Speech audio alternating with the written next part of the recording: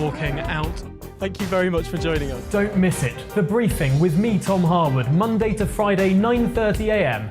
on GB News.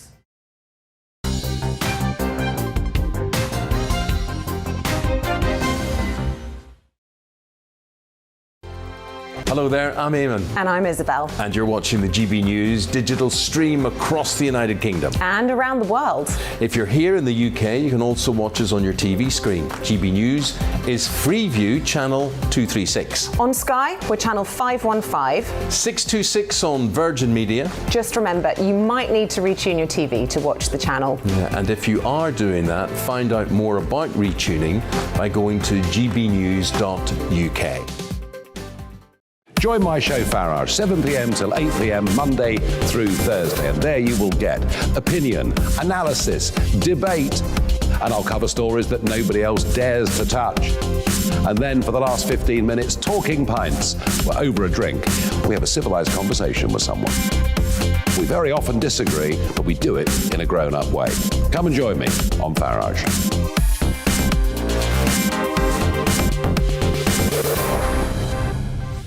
I'm Dan Wootton. Join me Monday to Thursday from 9 to 11 for the feistiest and most fun news debate on TV, where free speech reigns. I'll bring you a sharp take on the day's biggest stories, bombshell newsmaker interviews, and A-list guests.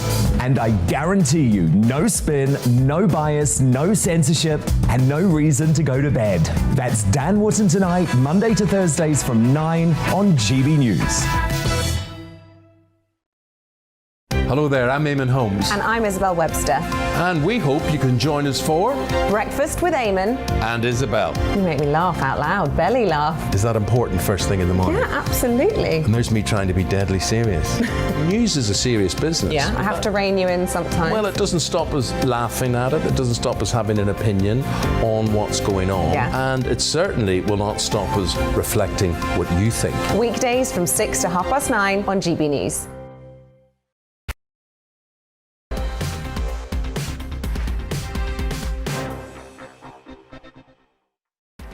Hi there, welcome to Brazier, fast-paced news from 4 until 6.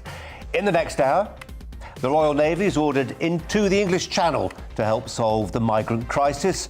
I'll ask a former admiral what the senior service makes of its latest deployment. Also, the Commonwealth country of Tonga is effectively cut off by volcanic ash. But we do know that at least one British woman has been killed by the tsunami. And our Twitter poll tonight, if only half of the UK's speed cameras are actually working, is it time to scrap the lot? Those stories to come, but first your latest news headlines with Polly.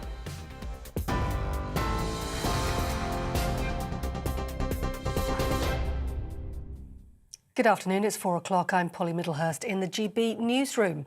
And the top story, the Home Secretary says the UK is sharing intelligence with the US following the synagogue terror attack in Texas. Malik Faisal Akram, a British man from Blackburn, was shot dead after holding 4 people hostage during a 10-hour standoff on Saturday. His brother says he was suffering with mental health issues. 2 teenagers arrested in Manchester are being questioned as part of the investigation. The body of a British woman who went missing during a tsunami in Tonga has been found by her husband. Angela Glover from Brighton was swept away by extreme waves as water inundated the Pacific island following an undersea volcanic eruption. Her brother Nick says she was trying to rescue dogs from her animal shelter when she was lost. Novak Djokovic now faces the prospect of being denied entry to the French Open after the government confirmed a new vaccination pass will be mandatory for international athletes there too.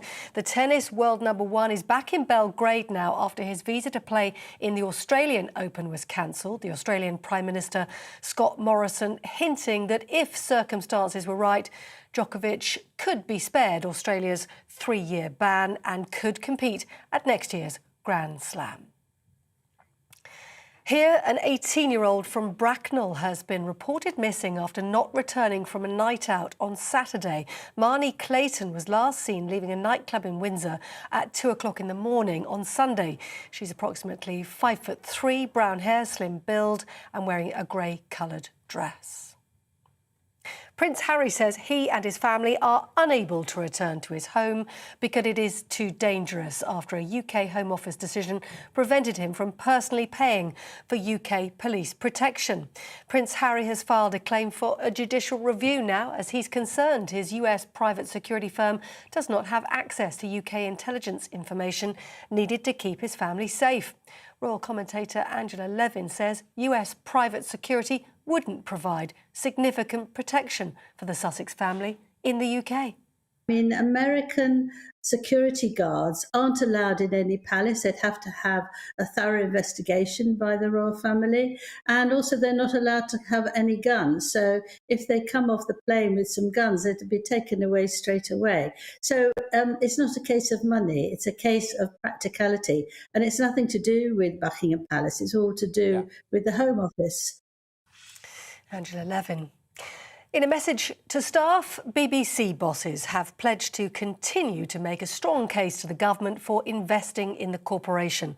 That comes after the Culture Secretary indicated the licence fee might be axed. In a tweet yesterday, Nadine Dorries said the next announcement about the licence fee was set to be the last. The yearly payment is expected to be kept at the current rate of £159 until April 2024. Labour's Shadow Secretary Lucy Powell says scrapping the licence fee is irresponsible.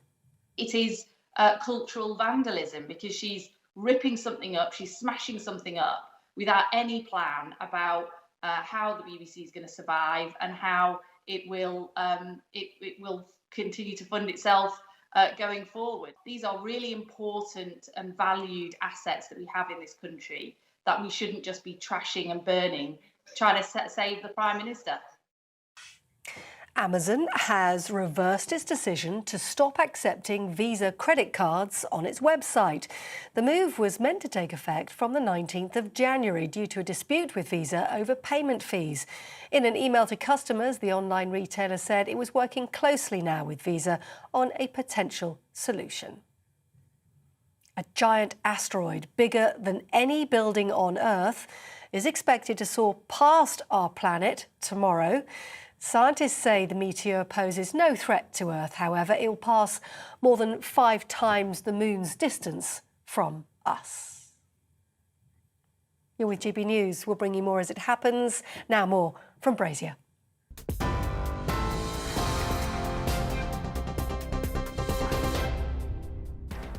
Hi there, giving the news a twist on this episode of Brazier. Professor Angus Dalgleish joins me to pore over the daily COVID figures and plans to cut down self-isolation to 5 days. Also, are the days of a compulsory BBC licence fee over? I'll debate the future of the Beeb with voices for and against. And from heritage media to new media, why did the TikTok website suspend GB News presenter Calvin Robinson for 3 videos, including a debate he had with me about trans rights?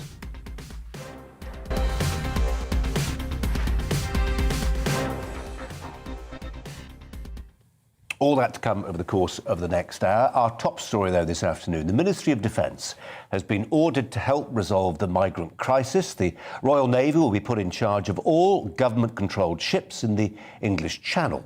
That includes vessels belonging to the Border Force, the Coast Guard, the Fisheries Protection and Customs and Excise. It will mean a Royal Navy Rear Admiral put in overall control of the surveillance of migrants at sea and efforts to intercept them before they can land on the British coastline. Separately, government sources said today they are forging ahead with plans to process asylum seekers in a third country, with Rwanda emerging again as a likely location. Well, joining me now is Rear Admiral Chris Parry, formerly of the Royal Navy, now working in strategic forecasting. Chris, thanks ever so much for joining us this afternoon. Appreciate your time as ever. When you heard this one in the newspapers over the weekend, it was first hinted at. What did you make of it? I've been saying for about 2 years that the UK offshore zone should be run by a single authority that brings together all the agencies and operations that take place in our offshore zone. So if, as I understand it, the Navy's been brought in to provide a comprehensive approach whereby everything is coordinated by the Navy, then I fully support it. And in terms of what they're being tasked to do. Surveillance, as you say, bringing together the different strands. But is the ultimate objective to stop, and we saw pictures in the autumn of last year of people landing unmolested, about whom we knew nothing. We didn't know where they were heading. We didn't know what their motives were. We knew nothing about them. And they'd landed on the beaches. I think this one was at Dungeness, and then they headed inland up country lanes. At the very least, that sort of thing could be stopped. Well, I'm not confident as you, Colin, actually. I think without major changes in what I would call the end-to-end process, we're just going to coordinate better the things we're doing at the moment. And I don't see any route to success or to an outcome with this.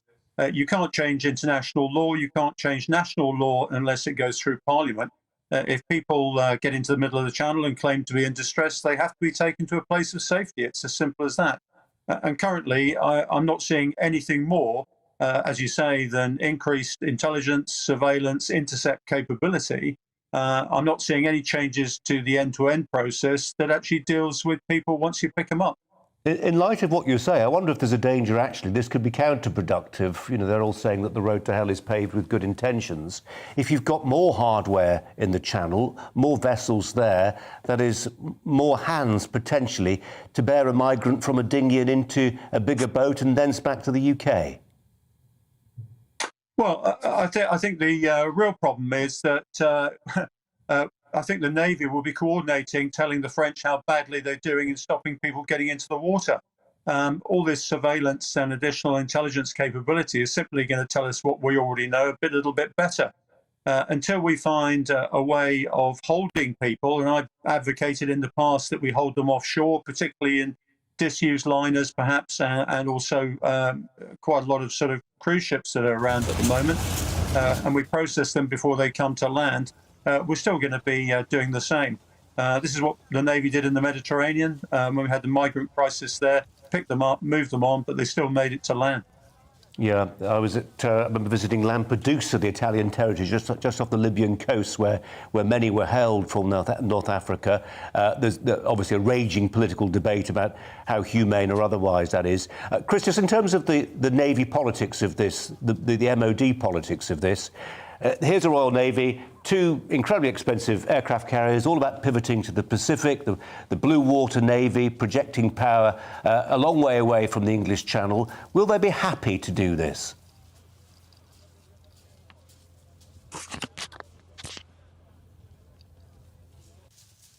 Well, whatever Chris Parry had to say about that, he'll have to keep it to himself, won't he? But we got most of what he had to say there about the rules of engagement faced by the Navy and what difference it's likely to make. And that key point, and we'll address this in the course of the next hour, that it's one thing to actually pick people up, what then to do with them.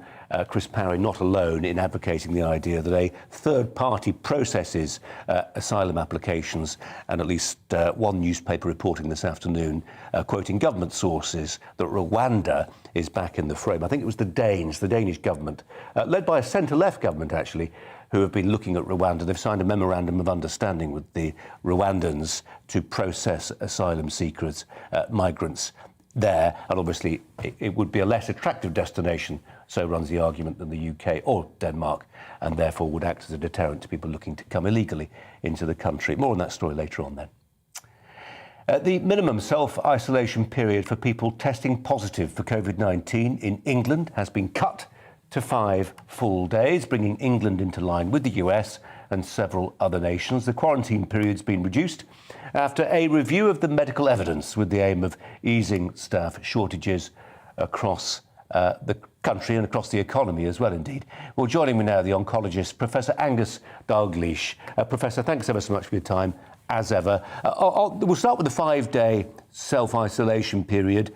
I think the Americans announced this 2 or 3 weeks ago now. It's been under active consideration here. What difference will it make? It'll make a lot of difference for the people who would normally be quarantining for 10 days. Obviously reduces it. But what differences it actually make to the transmission of the virus. I imagine if it was cut completely, I don't think it would make an awful lot of difference, because the virus trajectory of the wave is really clearly on its way down now. And we know that this virus is very, very infectious. I've seen cases of it within my own building here and my own club and around where I live. And whatever anyone's done, it hasn't prevented them getting infected. But fortunately, all the infections to date are completely mild. So that's been a very good thing. And so I think that the more people exposed to this, the better the sort of herd protection is, i.e. the majority of the population is being exposed to this now. I think that will be a very good immunity. So I just think it'll go 5 days now, then perhaps 3, 2. We know that some people are still positive at 5 days, but they're very unlikely to be significantly infectious. And if they are, then whoever they've been around, I don't think it would make that much difference whether it's 5 days or 3 days or whatever. Professor, can we just talk a little bit about modelling? I mean, I think it's probably fair to assume, and tell me if you disagree, that the modelling exaggerated the danger posed by Omicron. Do we need to find a way as a society, as a polity, to introduce some moral hazard to forecasting? Because it will seem to many people at the moment that obviously we can understand why the precautionary principle applies and that the modellers look at the worst case scenario. We want to be prudent. They don't want to be found out later as having not taken enough action to stop a major outbreak. The problem with that, of course, is that when you squeeze down, when you go for these lockdown-like measures, we get all these knock-on effects which seem rarely to be taken into account of. Waiting lists, educational problems, etc., etc. Yes, I do think that one of the greatest mistakes of this pandemic was to rely on the modelling that took into no account the knock-on effect.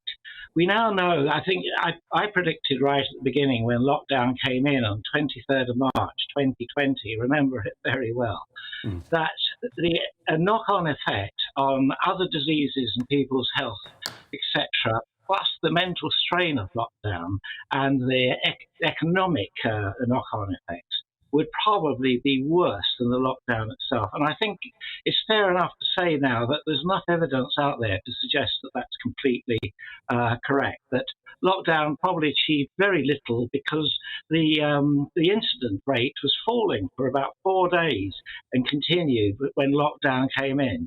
So had we not introduced lockdown, I don't think it would have made very much difference. But what we do know is the number of people who miss screening for cancer, heart disease, and the impact on mental health and on the young people's life has been horrendous. And that's why I was so delighted that they didn't the Prime Minister resisted attempts by others very close to him to put a lockdown before Christmas. That would have put people over the edge somewhat terrible. And I do think that in future, any kind of modelling has to look at the knock-on effect. The law of unintended consequences comes in roaring with this type of approach to the disease. I would say, though, at the beginning, at that time, we weren't quite sure how dreadful the disease was going to be or not. And we were very obviously fearful of what we were seeing from Italy. But the fact that the actual raw data was showing that it was coming down, I think I would never want to see this again, and neither would many other people. I think we've got to treat it more as a virus, and that's the other thing that was not encouraged. It should have right at the beginning. This is a virus that gave the upper respiratory tract symptoms with a pneumonia. We know how to deal with that if we don't know the agent, and this was actively discouraged. And that's something we should never, ever do again. You basically should allow doctors to do the maximum treatment for their patients, whatever they think is best. And that was, I'm amazed that was actively discouraged looking back at it retrospectively. Well, we hope in the fullness of time, the public inquiry, it all comes out in the wash. But as I say, that question of moral hazard, maybe it's one we'll return to. Professor Angus Dalgleish, thanks so much for your time, as ever. Well, what's happening in Tonga? On Saturday, a nearby Pacific volcano erupted and caused a tsunami, that much we know, but we have no idea how bad it was. 2 people drowned in Peru because of abnormal waves, but Peru is 10,000 miles away from the volcano. Tonga's capital is only 40 miles away. It's reported that a 50-year-old British woman, Angela Glover, was swept out to sea by the tsunami in Tonga. But how many others have perished? We don't know. In a world where we expect to know everything right now, it's a reminder that global connectivity isn't always a given. Volcanic ash has stopped the satellite phones from working. The eruption severed undersea communication cables. Tonga, a former British colony and still a Commonwealth nation, is in every sense in the dark tonight. Let's turn to Dr. Ricardo Ramalho, a lecturer in geoenvironmental hazards at Cardiff University's School of Earth and Environmental Sciences, who joins me now, as you see, and we appreciate your time. How big an eruption was this, and when do you think, and how long do you think we'll wait to know how much damage has been caused? So this eruption was mostly caused by the interaction of magma and seawater at very shallow levels, which increases its explosivity. The eruption itself, in terms of its size, is not exactly exceptional. What is exceptional is the fact that it really triggered, or it resulted in a very large explosion, which caused these atmospheric shock waves that you can see in a satellite image, for example, just showing now. And it's that atmospheric shock wave, actually, that will interfere with the ocean swell and then generate the tsunami that we saw hitting Tonga and also Japan, Peru, etc. What makes this exceptional as well is this is perhaps the first time in recent history, in instrumental history, if you want, that we could record with instruments the propagation of such tsunami generated by the atmospheric pressure changes. What this type of tsunami makes it different as well from, for example, tsunamis generated by earthquakes, is that it's the interaction between the expanding atmospheric shock waves with the ocean swell in the deep ocean that will magnify the signal. And that explains why it can travel so far and so fast, and then even generate waves with a similar magnitude as far as Peru as it happened in Tonga, for example. Yeah, I mean, for me, I was in Japan to see the after effects of the Japanese tsunami there, but just to see and read that it could cover 10,000 miles, the wave, and reach Peru. I mean, presumably just unhindered across the Pacific, that can happen. It can happen, but bear in mind that the impact is going to be very different according to the topography of the sea bottom near a shoreline. So the particular aspect of this type of tsunamis is that because in order to produce a sizable impact, it needs to interact with the swell over deep ocean. If it will only create a sizable impact on shorelines that the seafloor rises very dramatically from very deep to the shoreline. So, for example, in places where you would have a very wide and shallow water shelf around that, like as it happens in the British Isles, you would not see a sizable tsunami because of that, because over there, the interaction between the atmospheric shock waves and the ocean swell is minimized. So this explains why we see this astonishing and in a way very hard to comprehend how we have a tsunami that is basically almost the same size in Peru that is. Yeah, it's remarkable. And Doctor, as I say, one of the remarkable features of this is the volcanic ash, which has made satellite phones unusable to some degree, and the fact this undersea cable has cut off internet connections as well. So we don't know close by the eruption what the effect in terms of human life has been. Dr. Ramalho, really appreciate your time. Thank you very much indeed for your expertise. Thank you so much. Much more coming up in the course of the next hour, but first, it's the weather. Hello. A beautiful winter's afternoon out there for many of us. Blue skies across a large part of the UK, and under those clear skies there will be frost and fog once again overnight. One exception, the far north of Scotland, again seeing tighter isobars, a bit more cloud here and a few spots of rain. But otherwise, for much of the UK, high pressure remains dominant. It's going to stay with us for the next week or so at least. So plenty more settled weather to come. But of course, that does bring its own issues. Widespread fog forming overnight, especially across central, eastern and southern England, parts of East Wales as well. I think for Scotland, Northern Ireland, a bit more of a breeze, a bit more cloud here, staying frost and fog free, but widespread frost elsewhere with temperatures dipping to -5 Celsius in sheltered spots. Freezing and foggy as we start off tomorrow morning then, and that fog dense in places. Watch out on the roads if you're travelling first thing. The fog will lift in most places during the morning, one or two patches lingering into the afternoon, but otherwise a lot of cloud starting to drift in from the south and also from the northwest. That cloud bringing some outbreaks of light rain to western Scotland and Northern Ireland. The breeze picking up here, a bit milder in the northwest, a bit colder where we keep the fog into the afternoon further south, but for many temperatures around average. And then the cloudier skies in the northwest, along with those outbreaks of rain, start to move southeastwards during Tuesday night and into the early hours. Some moderate rain for parts of Scotland, northwest England as well, but clearing skies and some showers following here, whilst it stays generally cloudy elsewhere, but a few pockets of frost and fog could still occur in the south as we start off Wednesday.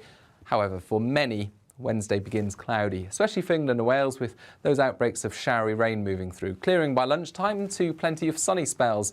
However, it will feel colder on Thursday and Friday behind that weather front, temperatures dipping to the mid-single figures.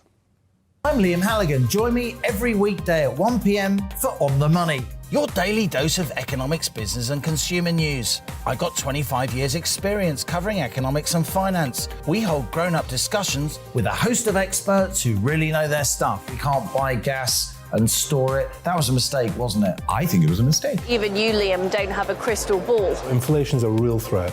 Every weekday at 1, you're On the Money.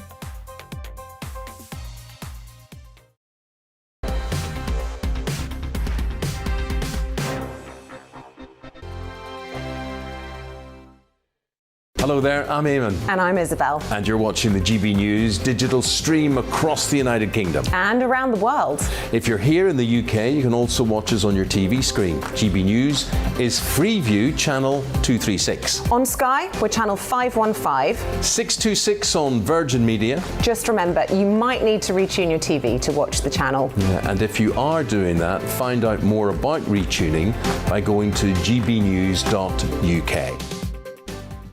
Join my show Farage, 7 p.m. till 8 p.m. Monday through Thursday. And there you will get opinion, analysis, debate, and I'll cover stories that nobody else dares to touch. And then for the last 15 minutes, talking pints. We're over a drink. We have a civilized conversation with someone. We very often disagree, but we do it in a grown-up way. Come and join me on Farage.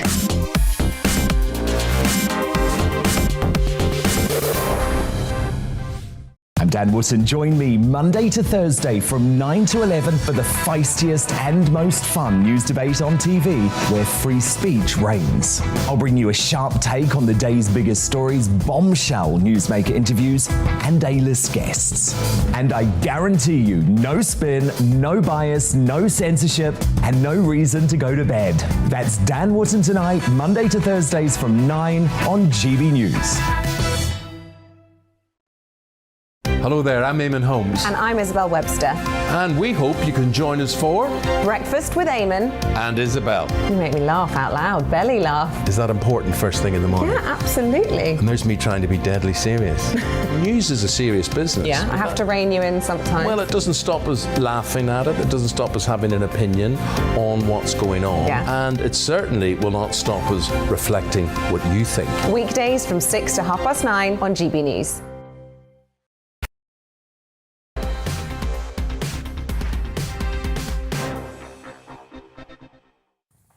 Welcome back to Brazier. More than 200,000 people. We'll tell you about those 200,000 people very shortly. In the meantime, I'm hearing in my ear straight over to the Palace of Westminster. Nadine Dorries is on her feet, I'm told, addressing the vexed question of what to do about the BBC licence fee and plans for its renewal. Let's go there now. A funding settlement for the level of the licence fee for a period of at least 5 years from the 1st of April 2022. I am legally required to make my determination as far in advance of April as possible.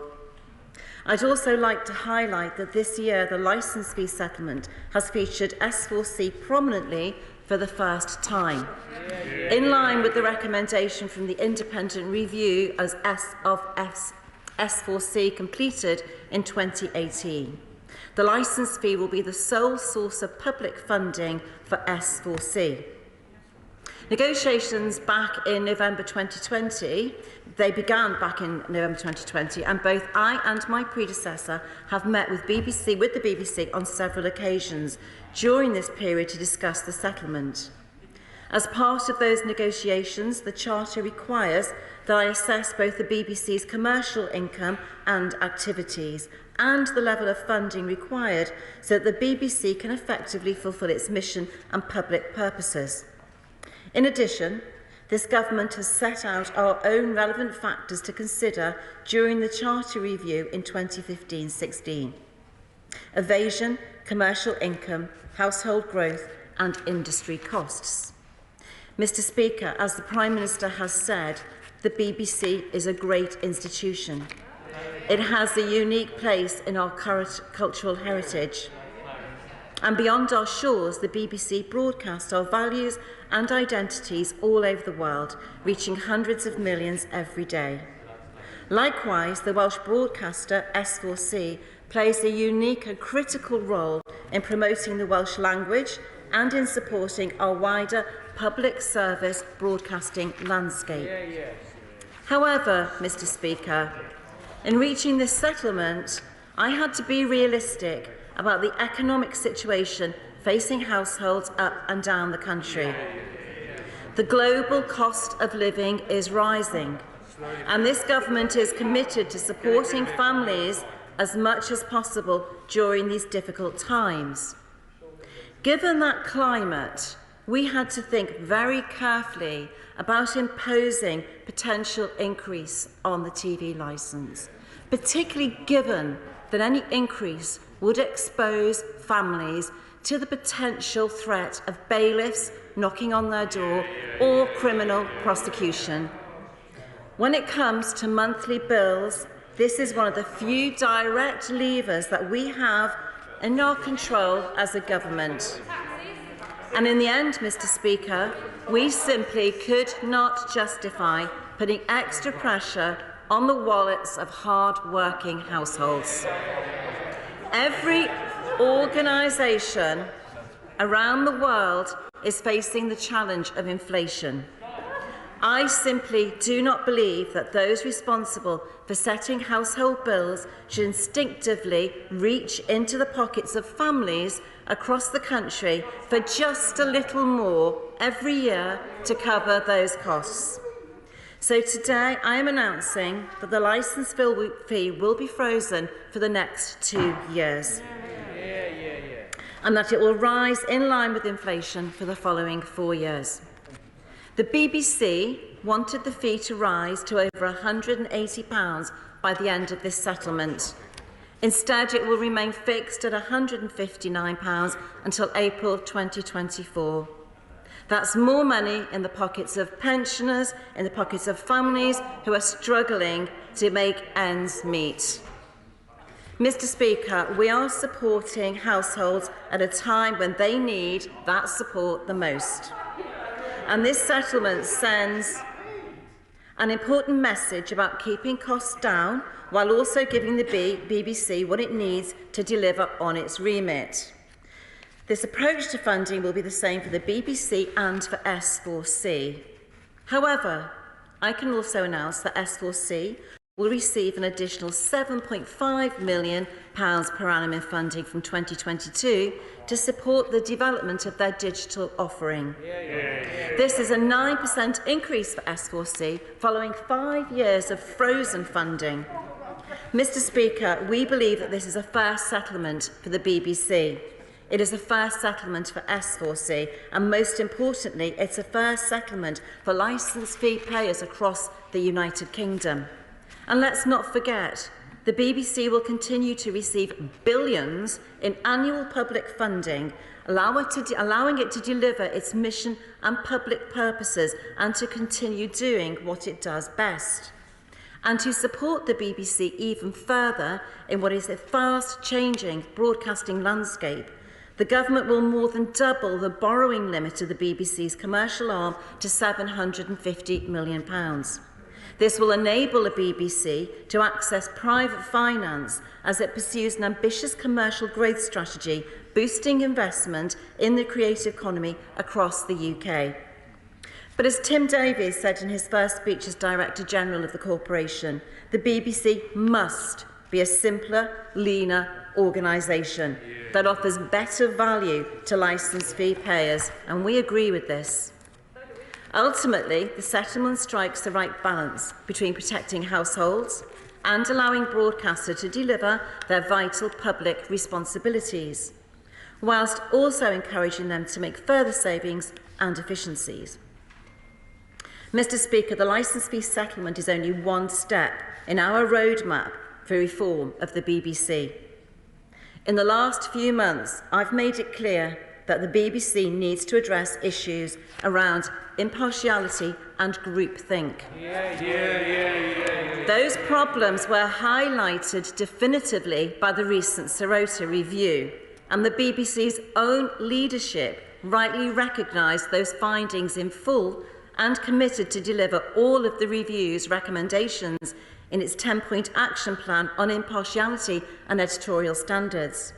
And I have had constructive discussions with the BBC about these issues in recent months.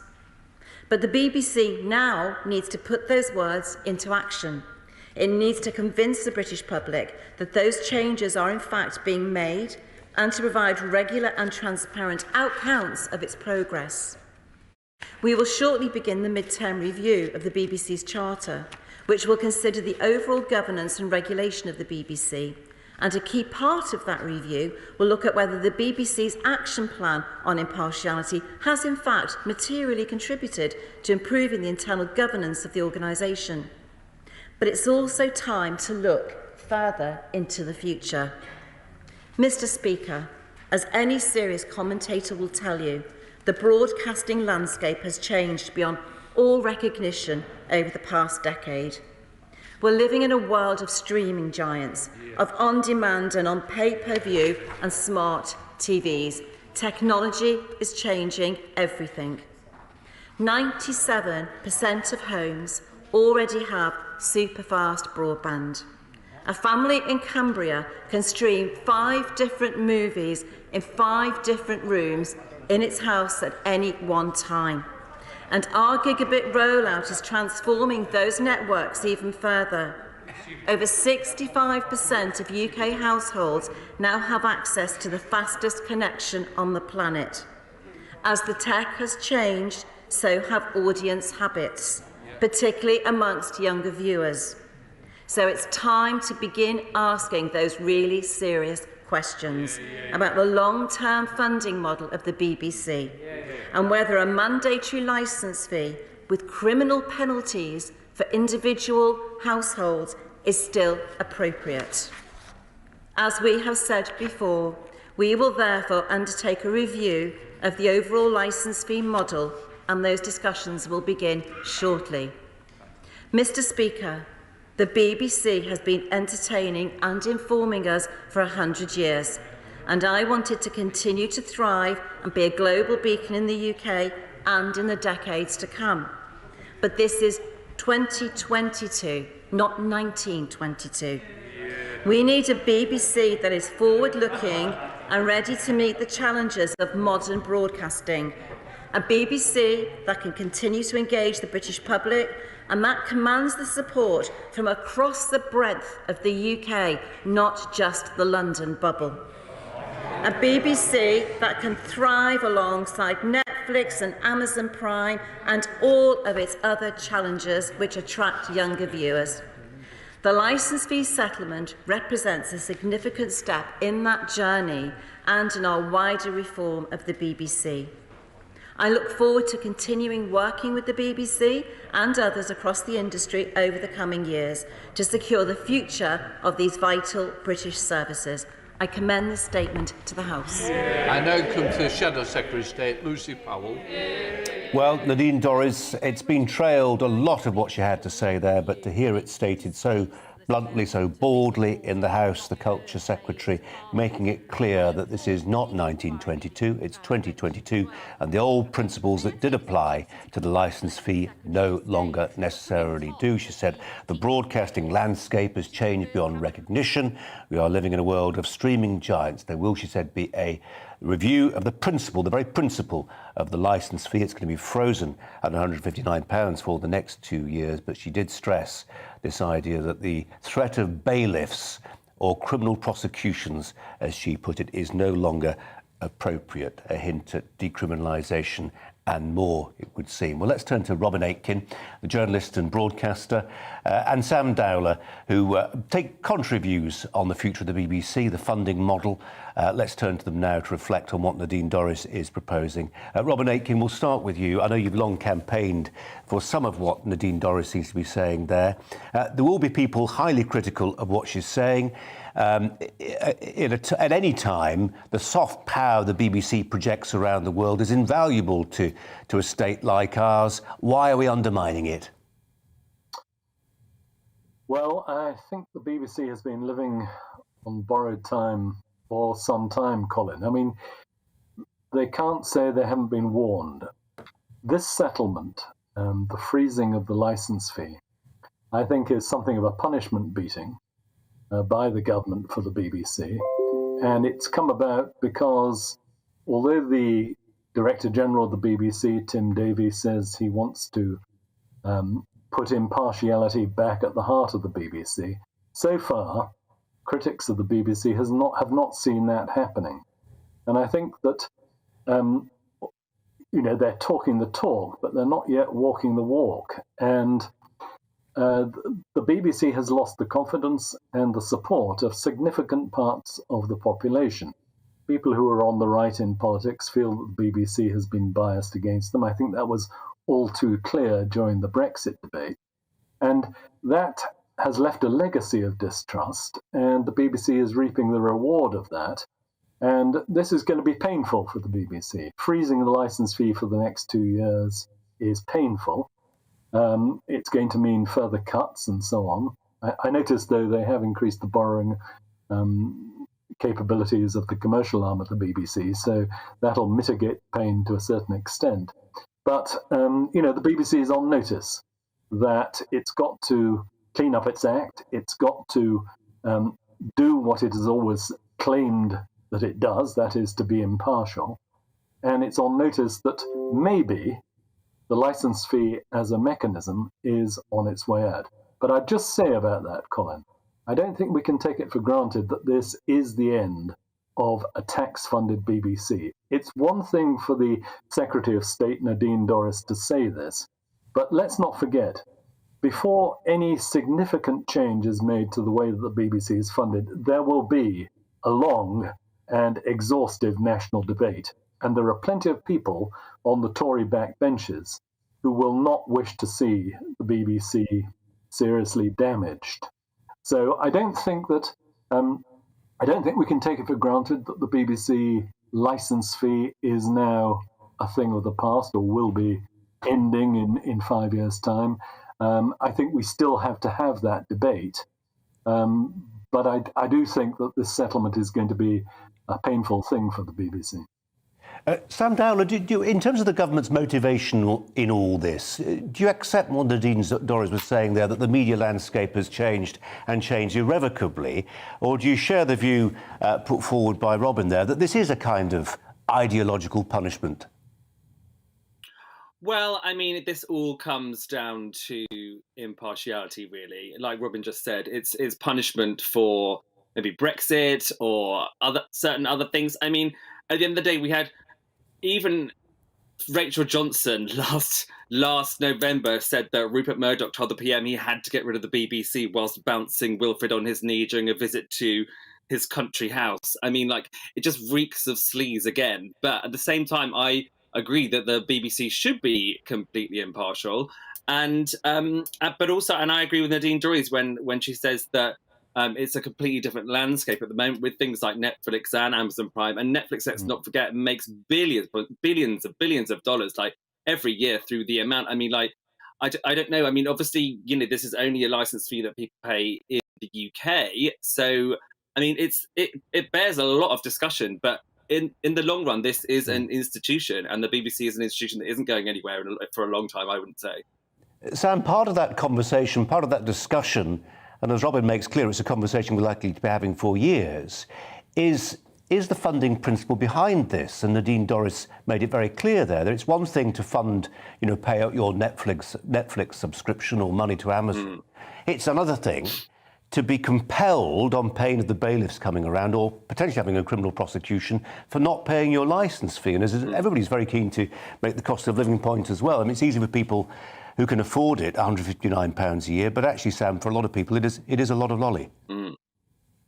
Of course, I mean, Netflix only just put their prices up once again. I mean, and I think by comparison, I think the BBC would still be cheaper than quite a few of them. But I mean, if you like Amazon Prime, if you like Netflix and Disney Plus and various other apps that arrive like seemingly every month, that's a big expenditure. But at the end of the day, with the BBC, it's not just about watching iPlayer. It's about all the radio stations. It's about the international arm. It's about a lot of different things. And of course, almost like with the royal family, it is, you know, an institution that carries huge amounts of weight in the media and everywhere else, all across the world.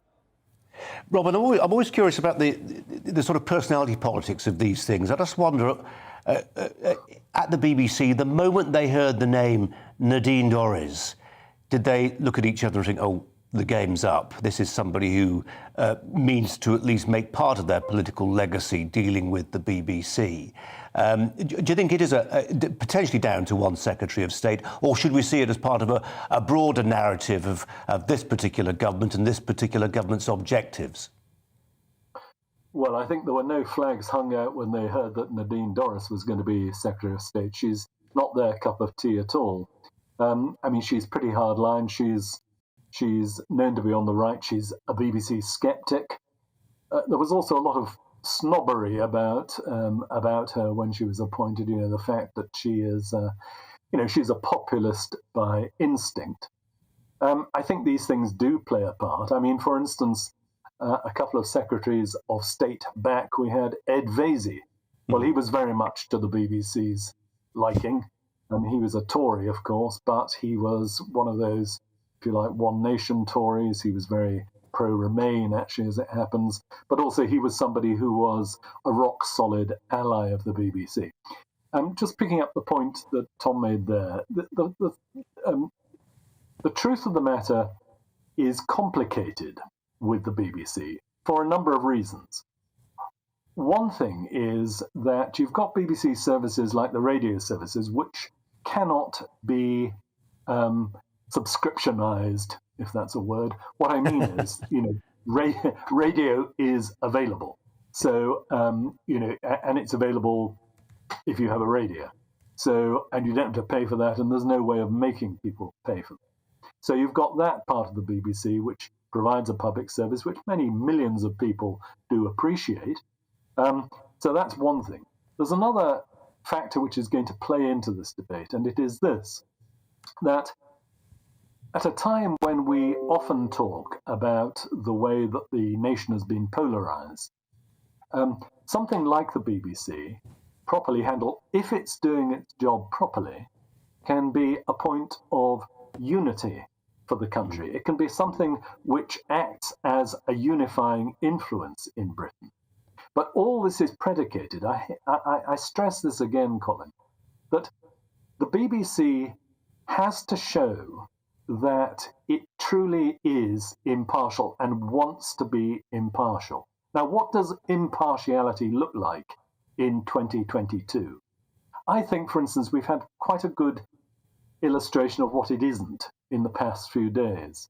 This pylon that there has been over Boris and the drinks parties at Number 10. Now look, I go back far enough to remember a time when the BBC News Service was actually quite reticent about following controversy. It never wanted to lead in these controversial stories. It was content to report developments as they happened and provide people with a solid factual basis of what had happened. Now, at the moment, the BBC is in a very different game.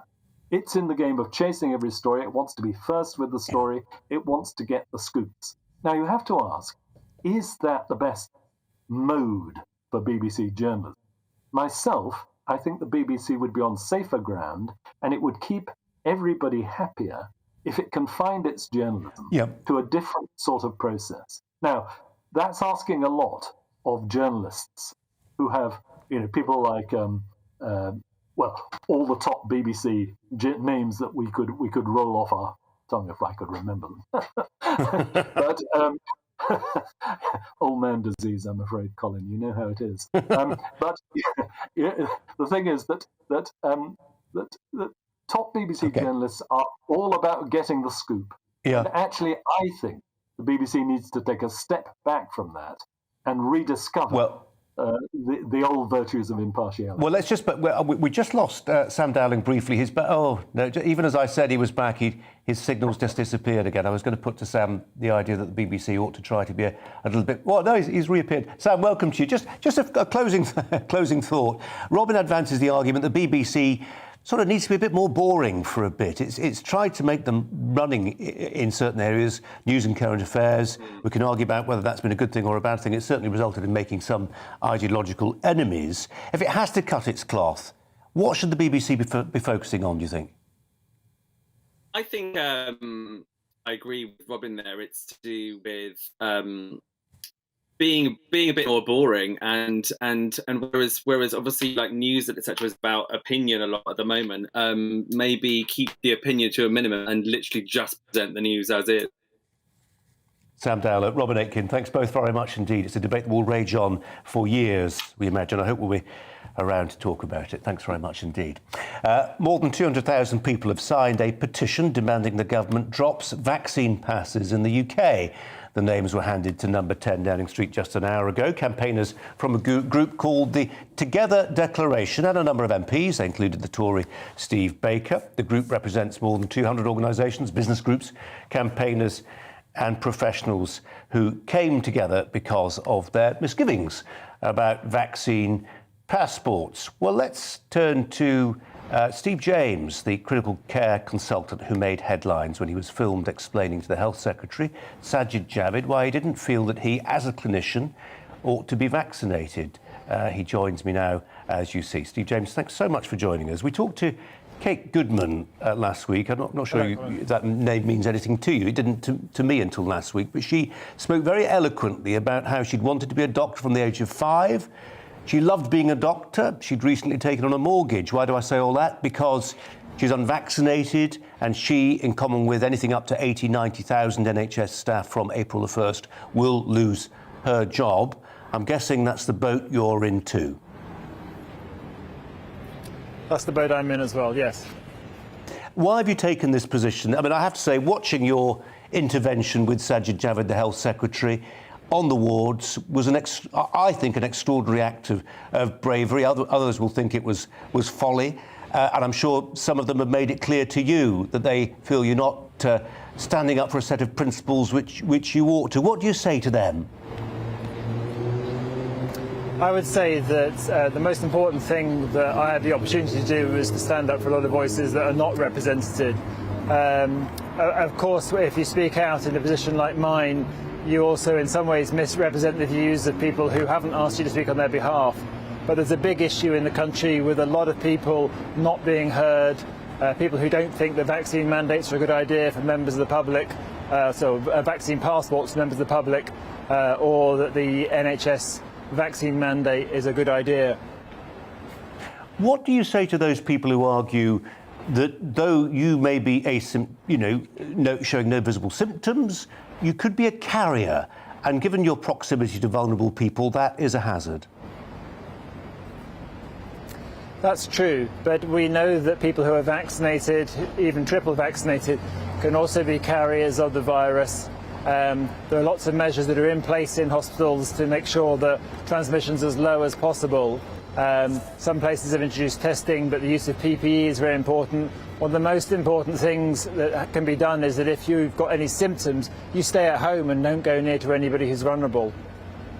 What was striking talking to Kate Goodman was the sense in which it was self-evident that she wasn't a swivel-eyed loon. She very much believed in the efficacy of the vaccine, the science behind it, particularly for vulnerable and older people. And it becomes a complication, doesn't it, in this conversation that's at times become more and more binary when people like her, when people like you, who are, cannot be consigned to the dustbin of anti-vax madness, say what you have to say. It makes people question things which hitherto they'd considered certainties. Yeah, well, we've come from a situation where, with the initial phase of the plan to manage the virus, it was fairly clear what to do to offer the vaccine at an early stage to the elderly, to the vulnerable. That was very clear. To make it available to others who were concerned about having it, that was clear. But then, for me, there started to be this sort of edging towards restrictions on what you could do in society if you were or were not vaccinated. I think, asking people who are symptomatic to stay at home, that's absolutely important, as it probably is for most transmissible diseases.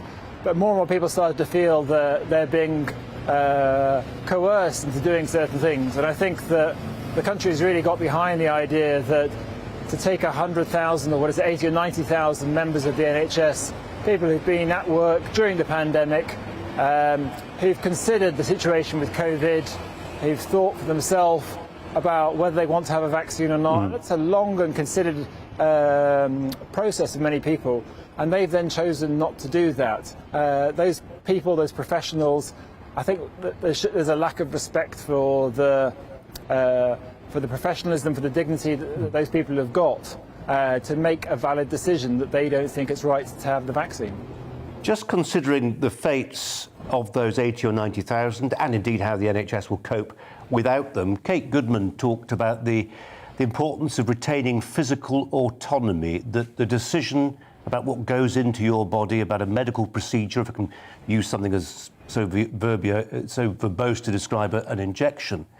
She thought that through, you thought it through on a deep philosophical level.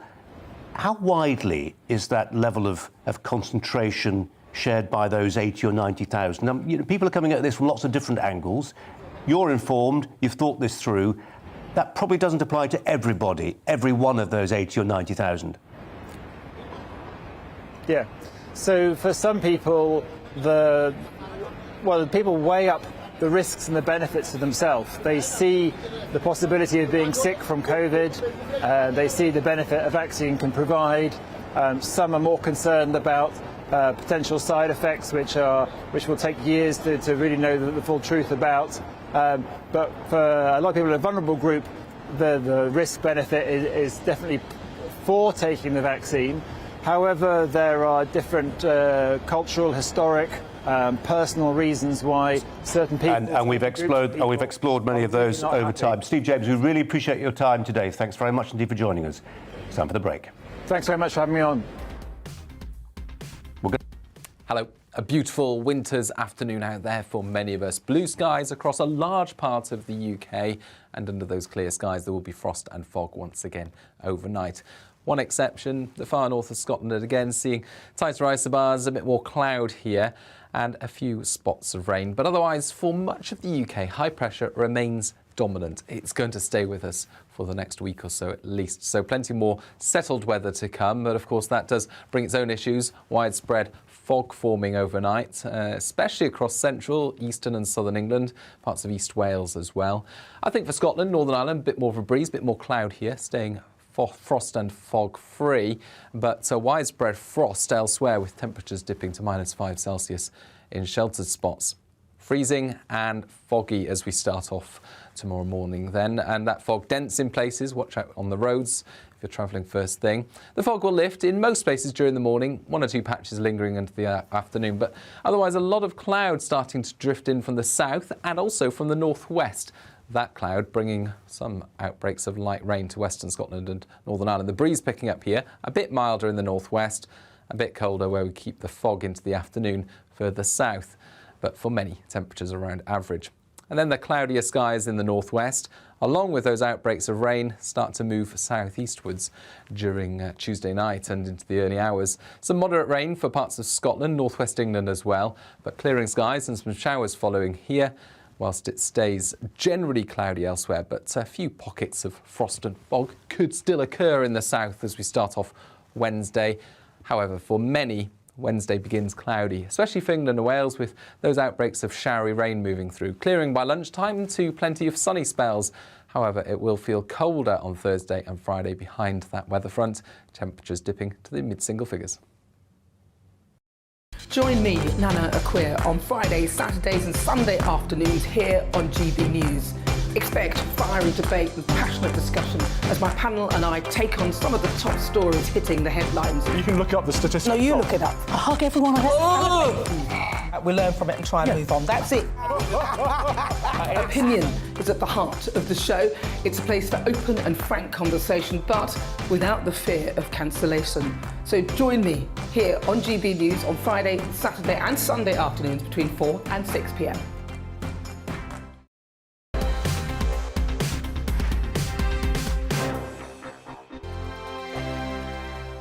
Hello there, I'm Eamon. And I'm Isabel. And you're watching the GB News digital stream across the United Kingdom. And around the world. If you're here in the UK, you can also watch us on your TV screen. GB News is Freeview channel 236. On Sky, we're channel 515. 626 on Virgin Media. Just remember, you might need to retune your TV to watch the channel. Yeah, and if you are doing that, find out more about retuning by going to gbnews.uk.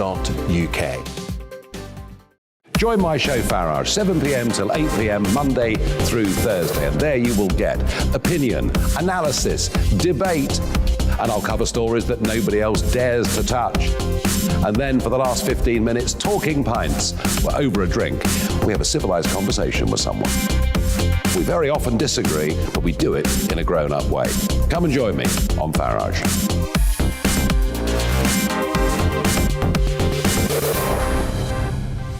I'm Dan Wootton. Join me Monday to Thursday from 9 to 11 for the feistiest and most fun news debate on TV, where free speech reigns. I'll bring you a sharp take on the day's biggest stories, bombshell newsmaker interviews, and A-list guests. And I guarantee you, no spin, no bias, no censorship, and no reason to go to bed. That's Dan Wootton tonight, Monday to Thursdays from 9 on GB News. Hello there, I'm Eamon Holmes. And I'm Isabel Webster. And we hope you can join us for Breakfast with Eamon and Isabel. You make me laugh out loud, belly laugh. Is that important first thing in the morning? Yeah, absolutely. And there's me trying to be deadly serious. News is a serious business. Yeah, I have to rein you in sometimes. Well, it doesn't stop us laughing at it. It doesn't stop us having an opinion on what's going on. Yeah. And it certainly will not stop us reflecting what you think. Weekdays from 6 to 9:30 on GB News.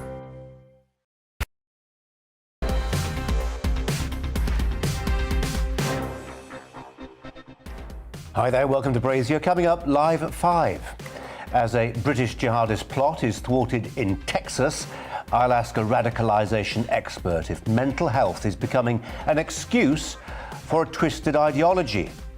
Also, Prince Harry has set his lawyers onto the British government. He's unhappy that the taxpayer won't pay for his armed guards. And Neil Oliver tells me how the original boom in British gin was all about going Dutch. All that to come, but first the headlines with Polly.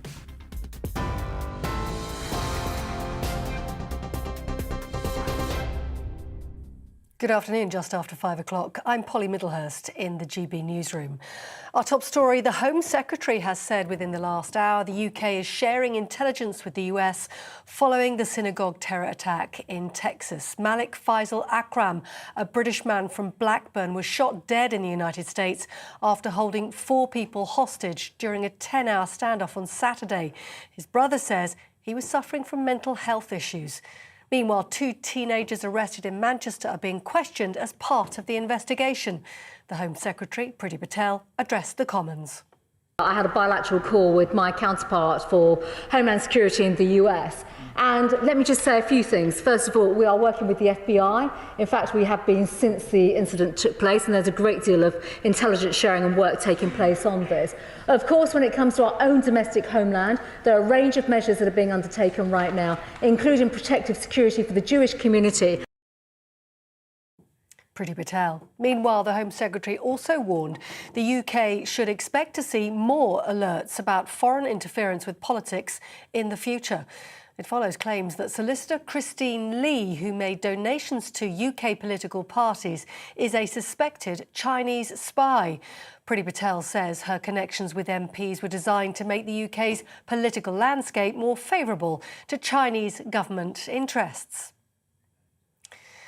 In other news, the body of a British woman who went missing during a tsunami in Tonga has been recovered by her husband. Angela Glover from Brighton was swept away by extreme waves as water inundated the Pacific island following an undersea volcanic eruption.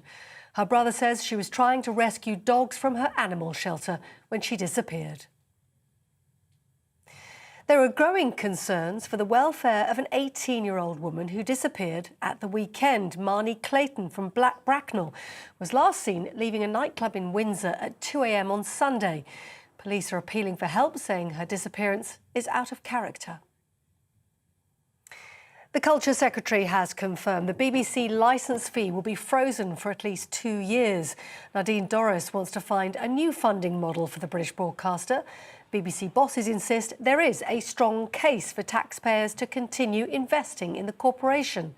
The announcement was made in the Commons. I am announcing that the licence fee will be frozen for the next 2 years. And that it will rise in line with inflation for the following 4 years. That's more money in the pockets of pensioners, in the pockets of families who are struggling to make ends meet. Nadine Dorries. Novak Djokovic now faces the prospect of being denied entry to the French Open after the government there confirmed their new vaccination pass will be mandatory for international athletes. The tennis world number 1 is now back in Belgrade in Serbia after his visa to play in the Australian Open was cancelled. The Australian Prime Minister, meanwhile, Scott Morrison, hinted that if circumstances were right, Djokovic could be spared a 3-year ban and may be able to compete at next year's Grand Slam.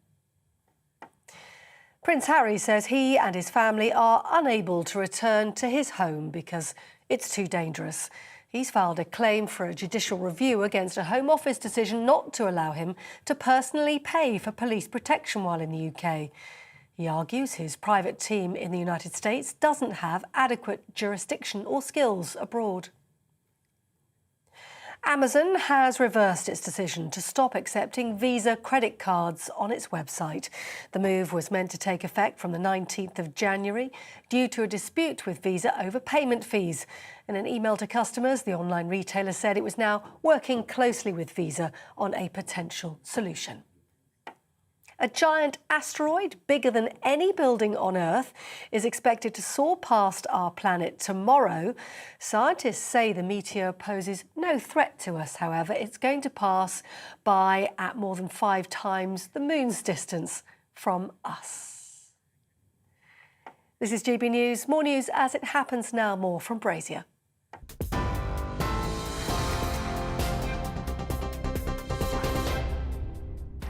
Hi there, giving the news a twist on this episode of Brazier. Is Number 10 really serious about sending channel migrants to be processed in Rwanda? Well, my angle today, looking at the Royal Navy's newest and arguably most difficult mission. Also, the doctors who say that not eating meat is bad news for the bodies of young women. And yellow peril, what's the future for Britain's beleaguered speed cameras? Half of them don't work. Is it time to decommission the rest?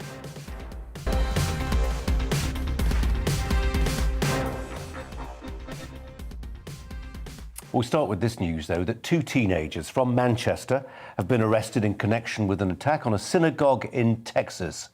A 44-year-old British man, Malik Faisal Akram, originally from Blackburn, was killed by a SWAT team after a 10-hour-long siege which saw 4 hostages taken.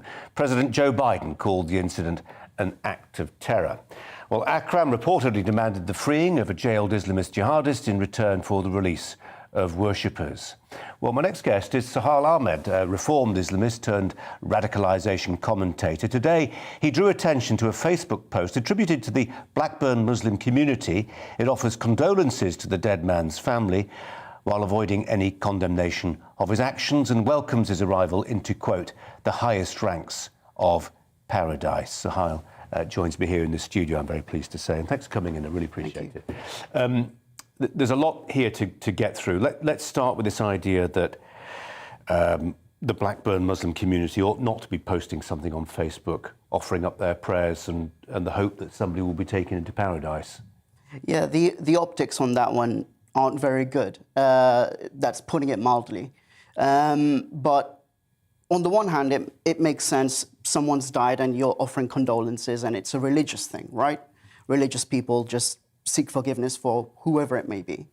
But on the other hand, there's no condemnation of the acts of this individual. There's insinuation that somehow this person was innocent.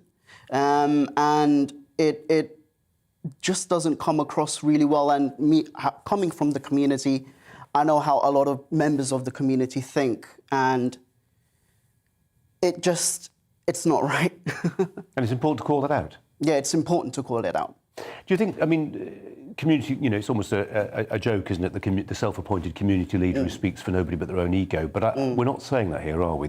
No. Okay. These are individual members who are, I'm assuming, I don't know who's running this Facebook post, but this group rather, but whoever it is better start thinking very carefully about what they write online. And also maybe perhaps they should think about what they think about terrorism, extremism, anti-Semitism, because believe you me, the community has a lot of problems with anti-Semitism and condoning kind of violent behavior as long as it aligns with their ideological views. It's just the right mess. If this is condoning, it's condoning by omission. We ought to make that clear. But they're not condoning it, but nor are they condemning it either. Let's just talk about the individual, about whom we will find out more, but ultimately not in a court because he's dead. But he's 44. That's fairly elderly for a young, angry jihadist. I always find the cases of older jihadists slightly more unsettling. You hope that by your mid-40s, you've stopped being angry with the world. He clearly hadn't. There's anger, and there's understandable anger, especially with the younger generation. But then, on the other hand, you can't just blame it all on a young person being angry and hot-blooded. It's also to do with the ideology, the Islamist ideology, and how that kind of comes from a particular interpretation of the texts, a very narrow and very literalist interpretation of the texts. And we need to start speaking more openly about these issues, because we just can't brush everything under the carpet, because one day, as happened here, there's just not going to be any room under the carpet to brush things under, and everything's going to spill out in the open. And that's not going to be good for the Muslim community. I've lost count, I'm very sorry to say, of the number of terrorist jihadist attacks, both in this country and abroad, that I've stood close to the scene of. And I've noticed over the best part of 20 years an evolution in the way we, media, report these things. And one thing I observe, and it's certainly apparent today, is that quite often the arguments advance that, oh, well, here was somebody with mental health problems, and doubtless in a proportion, perhaps a high proportion of the individual cases concerned, that is true. It's also true that sometimes it's a euphemism, and it's used, I think, as a smokescreen for somebody who is angry, but is adhering to and committed to, as you've already said, in their minds, coherent ideology. Yeah, absolutely. It's very easy to blame something like, oh, just this person's crazy. But in fact, when people studying and sociologists and psychologists studying kind of terrorism have actually looked at it, it kind of turns out that actually the kind of clinically depressed or clinically mentally ill person is a lot less common than you would think. It's not some crazy person doing it. In fact, if you believe in the ideology that underpins Islamism, I would even say that because it's so full of conspiracy theory thinking, if you believe that Islam is literally under assault and you believe that the West is literally at war with Islam, it makes sense to be angry and then go and blow something up. Obviously, we know that that's not true at all. And for members of the Muslim community, especially people at the top, imams and preachers, and whether they be foreign-born or born here, to be kind of condoning conspiracist way of thinking and kind of talking about the Jews running the world, and Asif Siddiqui, the individual that this I don't know if he was mentally ill, but this person was trying to seek the release of. This Asif Siddiqui, it's a very well-known thing in the Muslim community. Everyone knows about her, and it's all about her being the victim, when in fact she's a convicted jihadist operative. Yeah. So, Hel, we've got about 30 seconds left. I want to praise you, actually, because, in the last hour we had Steve James, a doctor who stood out against the crowd and told his version, the modern phrase I believe is his truth, to the Health Secretary. You, along with people like Ed Hussein, many other former radicals who have walked away from that path, you must face a huge amount of, I'm guessing, intimidation, hatred. Tell me about it. I get a lot of hatred, a lot of death threats. I get a lot of, I'm unsafe, essentially. But I'm not afraid. I mean, they can come at me.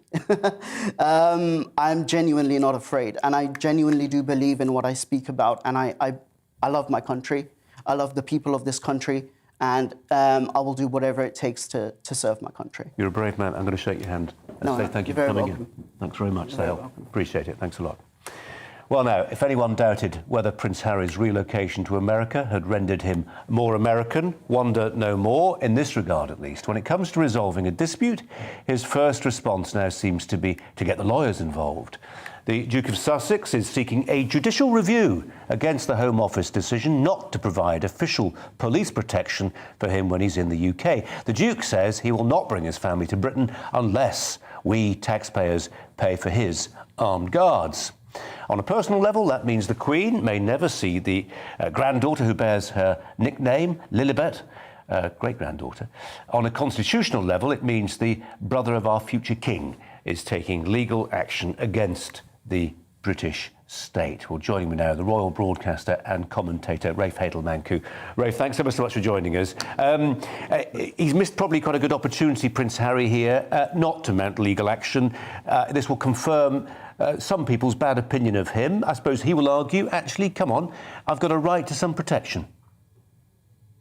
Well, Colin, what can I say? The combination of entitlement, and the last couple of weeks have all been about entitlement.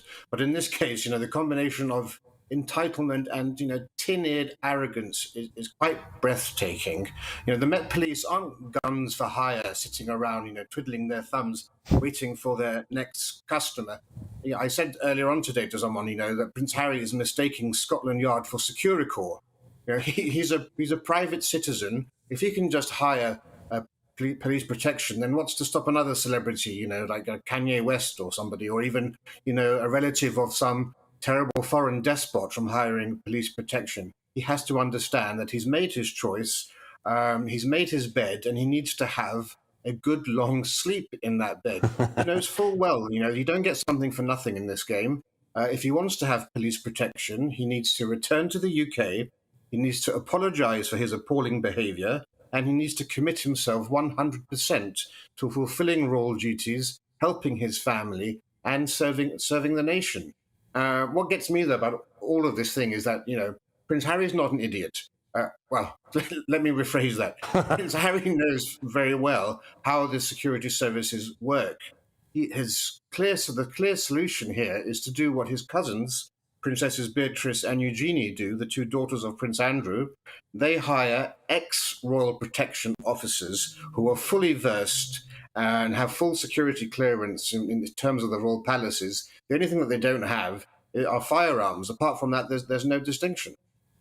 Rafe, if we had a bit more time, I'd like to ask you about the Princess Royal, who does more engagements pretty much than anybody else, and was once the victim of an attempted kidnapping in the Mall, no less. Was it in the 1970s? But doesn't have armed securities. Is that true? We haven't got time. Is that true? Yes or no? Do you know?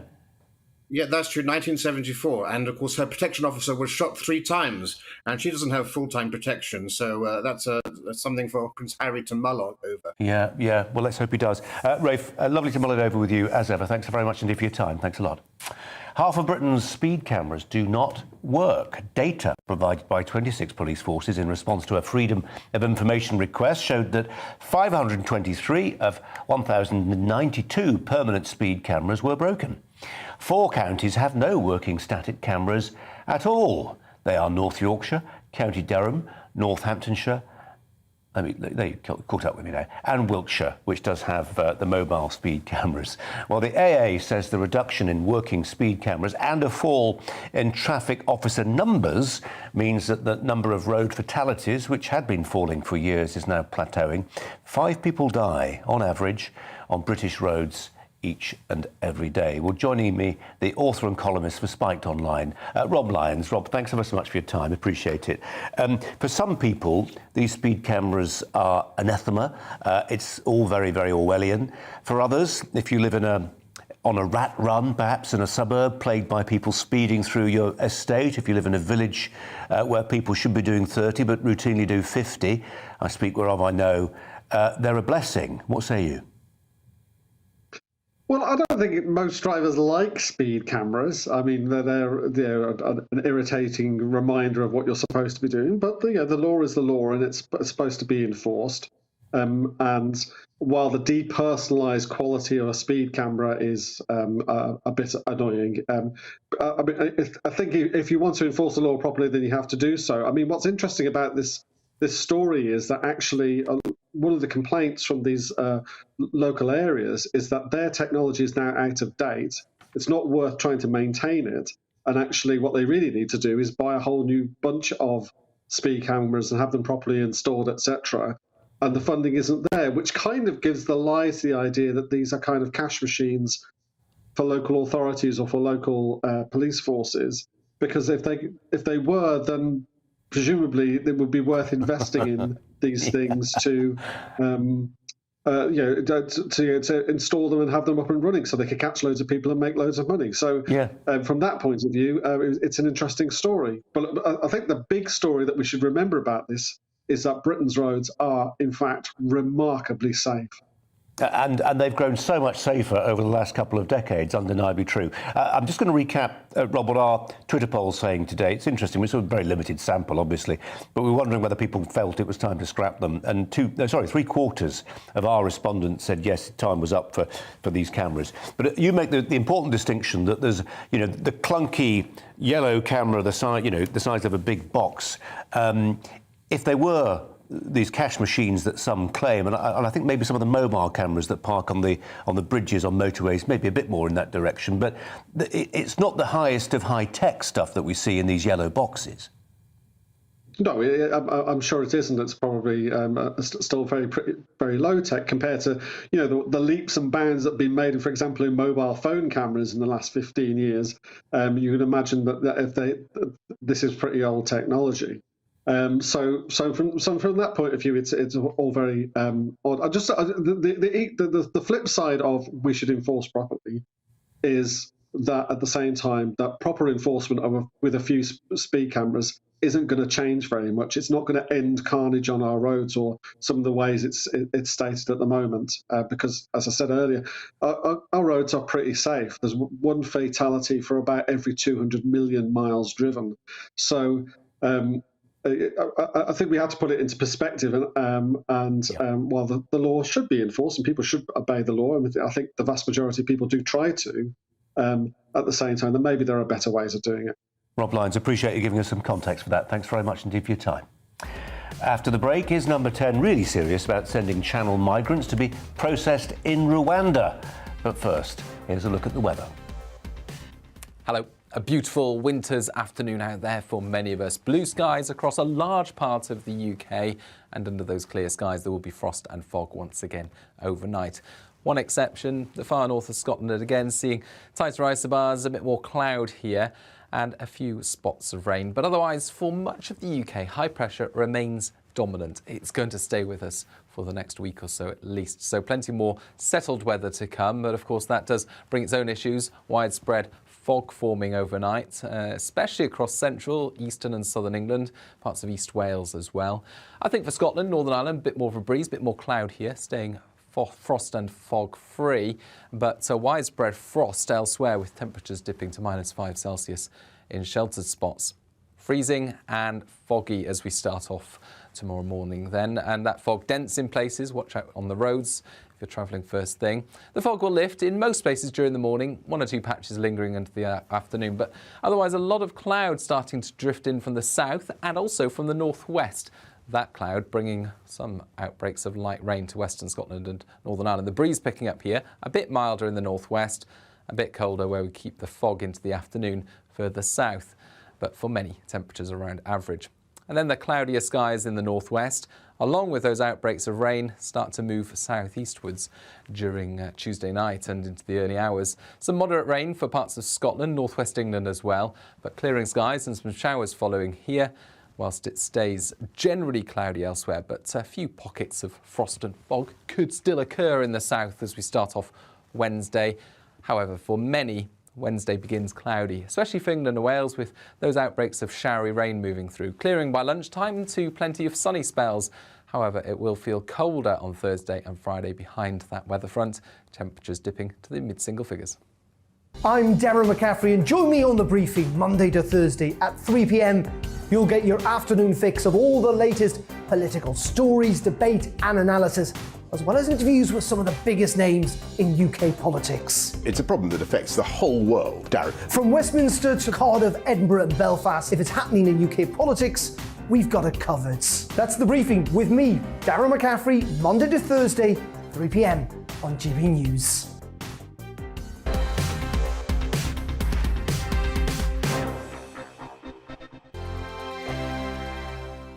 Hello there, I'm Eamon. And I'm Isabel. And you're watching the GB News digital stream across the United Kingdom. And around the world.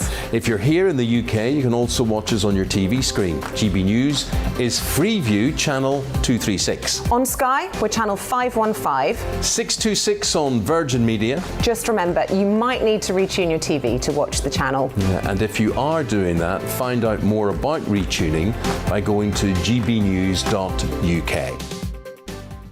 Join my show Farage, 7 p.m. till 8 p.m. Monday through Thursday, and there you will get opinion, analysis, debate, and I'll cover stories that nobody else dares to touch. And then for the last 15 minutes, talking pints. We're over a drink. We have a civilised conversation with someone. We very often disagree, but we do it in a grown-up way. Come and join me on Farage.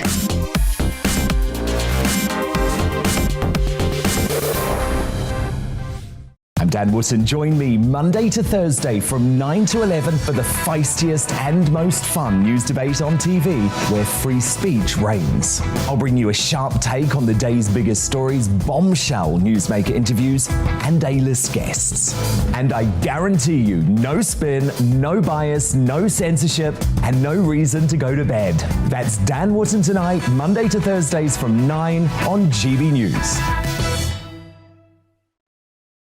Hello there, I'm Eamon Holmes. And I'm Isabel Webster. And we hope you can join us for Breakfast with Eamon and Isabel. You make me laugh out loud, belly laugh. Is that important first thing in the morning? Yeah, absolutely. And there's me trying to be deadly serious. News is a serious business. Yeah, I have to rein you in sometimes. Well, it doesn't stop us laughing at it. It doesn't stop us having an opinion on what's going on. Yeah. And it certainly will not stop us reflecting what you think. Weekdays from 6 to 9:30 on GB News.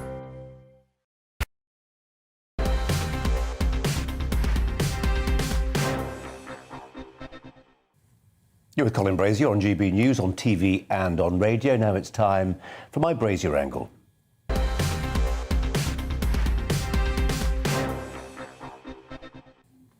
Well, as we fight fewer wars, we use soldiers more. It's a paradox, but not a mystery. Our elected leaders hate the sluggishness of Whitehall. They pull levers and nothing happens, except where the military are concerned. Can't get GPs to sort out a rapid rollout of jabs? Call in the infantry. Troops have always had a role in civil contingency planning, but in recent years this has developed into a kind of governmental mania. It's not just that when you call in the army things get done, it's the optics, as we now say, too. It looks like you're taking a political problem really seriously, which is why we increasingly see the announcement of Cobra meetings, once reserved for the dropping of bombs, now called at the drop of a hat. How do our men and women in uniform feel about being deployed to fill sandbags whenever a river looks like bursting its banks? Probably happy to be busy and useful. But their bosses are probably less chuffed. They took the Queen's commission to protect Britain from hostile powers, not to serve in our version of America's Peace Corps. So how will our top brass have responded to today's story that the military will be called in to thwart illegal migration across the English Channel? I imagine there were a few salty expletives at the Admiralty. The Royal Navy has spent billions on aircraft carriers to project power in the Pacific. Are they now about to be told to use some of the world's most advanced maritime hardware to ward off dinghies armed with nothing more than an outboard motor? You can see the attraction for number 10. The most recent polling I could find on this suggested that 2/3 of Britons supported the idea of military intervention in the Channel. It would be popular, but would it work? Well, of course, a lot would depend on the rules of engagement. Obviously, the Navy could stop a ragtag flotilla bearing the huddled masses, but what if their actions inadvertently led to casualties? No, this will not be a military campaign in the normal sense. This will be a different mission for a different kind of threat. Last year, we showed you footage of young men heading up country lanes in Kent, unmolested by the border force.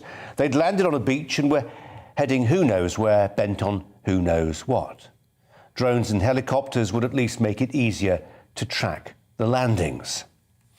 But the deployment of men and women charged with our defence goes beyond whatever practical surveillance benefits they offer. Presentationally, this might be a game changer, not for the migrants. If you think they'd flee at the sight of a frigate, then you haven't been paying attention. Additional ships and planes and uniforms wouldn't be a deterrent. If anything, it would mean more hands to bear migrants to safety and a new life in Britain. No, military deployment would be ideological, not practical. It would send out a very, very clear signal that the 28,000 migrants who crossed in 2021 and the many more who will come this year represent a martial threat. A martial threat. Our armed forces would not be repelling an invasion, but their involvement would nonetheless change the way we look at things. I say that because of the two migrant stories of historical and continental significance which unfolded last year. One showed us that there is no cap on the numbers willing to cross the English Channel. It's no longer a seasonal undertaking dependent on the weather. But there was another story too, far away from the White Cliffs, which changed the calculations that politicians make about the nature of border policing. It was the site on the frontier of NATO and the EU of a hostile power, in this case Belarus, using refugees effectively as a weapon.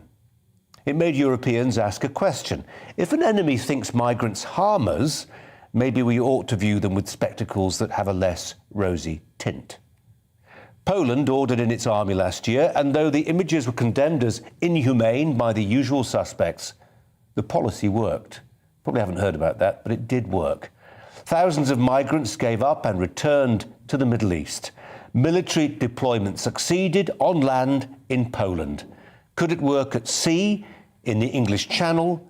We won't know until we try. That's the Brazier angle.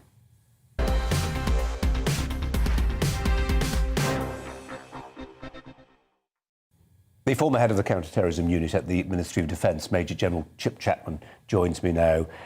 General, thanks ever so much for your time, as ever. I do appreciate it. What do you think the reaction at the Admiralty would have been on this news? I mean, it's been tried before to some extent, but now it seems freighted with a bit more significance. Well, I think this is from the something must be done policy cupboard, really. And I fear that activity will not lead to better outcomes. And I say that really for three reasons. Firstly, this is not a capability or coordination issue. More tonnage, more firepower, more people doesn't mean that it will deter people. In fact, it will have a perverse incentive and it will draw them towards us. We're not going to open fire and we're not going to sink anything. The second reason is that the legal framework is the same for the military or navy, if it does anything, as it is for the border force. You cannot negate the fact that the 1951 Geneva Refugee Convention still exists, and the method of arrival is irrelevant to legality. And the third one for the navy is that the international law of the sea still applies. That is, as a clear obligation to assist people if they're in danger. And indeed, we saw this when the Navy were deployed in the EU with HMS Bulwark in 2015, when it rescued thousands of people. And indeed, it was its capabilities which the captain trumpeted about using helicopters and surveillance and landing craft in the same way they would for operations against near-peer or peer enemies that enabled them to do that so successfully. So this only, Chip Chapman, this only works then if you are saying, OK, well, at the very least what we will do is make sure that people are not doing beach landings where they then disappear. We haven't tracked them in, they've made their way into the hinterland. That could be stopped. And the only way that then works is if you keep them on board the ship and maybe then just steam on to the West African coast to Ghana, as mentioned today, Rwanda, Central Africa mentions them. I know people just say this is pie-in-the-sky stuff, processing refugees in a third-party country, but the Danes are looking at it. The Home Office has talked about this before. That's the only way it works, isn't it? If you make sure you're scooping everybody up, but then not returning them to Dover, but to somewhere else entirely. Well, the first part works because you've got the surveillance to interdict those people if you've got maritime capabilities from the Royal Navy. I think the Rwanda issue is we have to sort of park that, I think, for the minute, because we've got going through Parliament the Nationality and Borders Bill.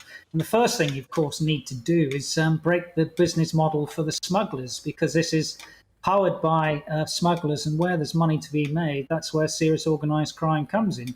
So coming to Calais or anywhere in the UK is the final part of the chain. We need to look back to the first part of the chain, or along the chain, where people smugglers get involved, and sometimes at the source, because, of course, displacement is a global challenge driven by fragile, failing states, war, climate change, all those sorts of things. So what will be interesting about the Nationality and Borders Bill is that it's currently at its committee stage in the House of Lords. I think there'll be some amendments from what the government want to have, because there's a lot of angst about what is seen to be potentially illegal activity by some of the things they wish to do because of the conventions that we've signed up to in international law.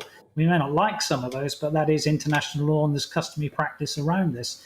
That includes with refugees a concept called non-refoulement, where you do not return refugees to their parent country where they may be threatened in the future. Chip Chapman, as ever, appreciate your time. Thanks very much.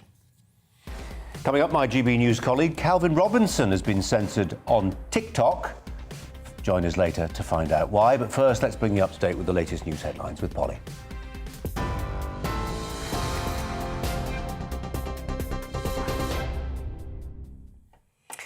Good afternoon, I'm Polly Middlehurst in the GB newsroom. The Home Secretary said today the UK is sharing intelligence with the United States following the synagogue terror attack in Texas.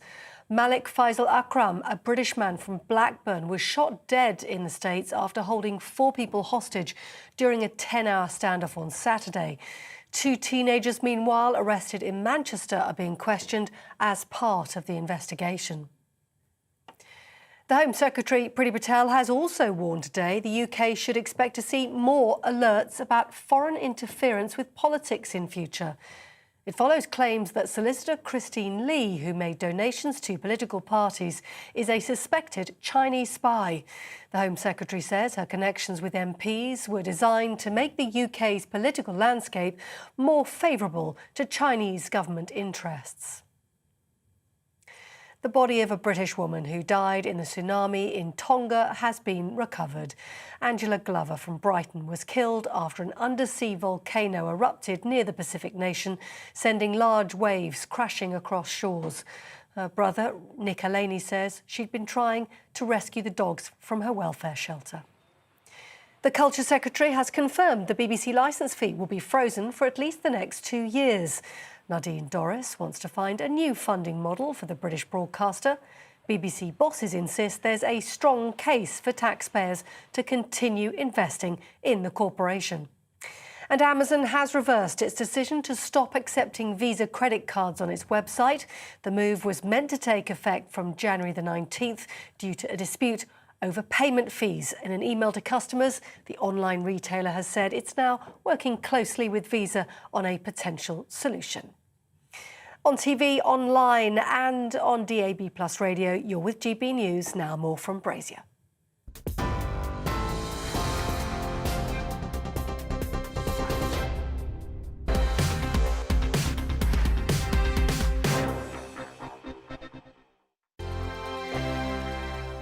Hello there, I'm Eamon. And I'm Isabel. And you're watching the GB News digital stream across the United Kingdom. And around the world. If you're here in the UK, you can also watch us on your TV screen. GB News is Freeview channel 236. On Sky, we're channel 515. 626 on Virgin Media. Just remember, you might need to retune your TV to watch the channel. Yeah, and if you are doing that, find out more about retuning by going to gbnews.uk. Join my show Farage, 7 p.m. till 8 p.m. Monday through Thursday, and there you will get opinion, analysis, debate, and I'll cover stories that nobody else dares to touch. And then for the last 15 minutes, talking pints. We're over a drink. We have a civilized conversation with someone. We very often disagree, but we do it in a grown-up way. Come and join me on Farage.